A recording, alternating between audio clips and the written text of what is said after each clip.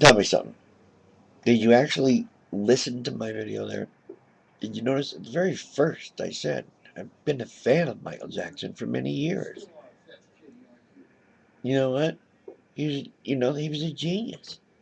Songwriter, musician, all of that. I understand that. What you fail to understand is that, listen, I'm 56. I've been watching these people ever since they were real African Americans. Instead of all this plastic makeup they've been putting all over themselves, putting themselves through. He tried to be a white guy, okay? He tried to be white. He'd admit that if he were back. He even acted like he turned Muslim, I guess. Whatever Jermaine did or something. I don't care. That's not the point. And the point isn't whether their skin is white or dark or not. One of the points is DNA can actually verify positively 99.9% that he's the biological father. That's the argument.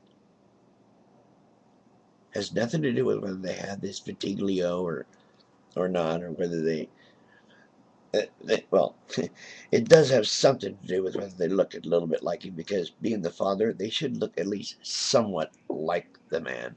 And as far from what I know of genetics, the Negro race is the gene for that, the dark skin and everything is predominant. It's a dominant gene. In other words, people who are of a mixed race like that usually show up more black than white.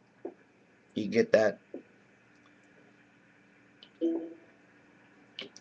And for all three of his children to look so much like their mothers and hardly anything, if not at all, like him. We're talking about like his real self. The face that you've been noticing lately, that's not his face. God, don't you get that? Ah, well, never mind. You're just a child. Yes, you are a little attached. I mean, your name is Prince of Royalty and all that crap. Oh, jeez, come on. Get a grip. I'm talking about a distinctive scientific principle here. You know the guy was eccentric. Wouldn't put it past me in the least to get three children somehow and want them to be his. We'll see you later. That's my answer. Get a grip.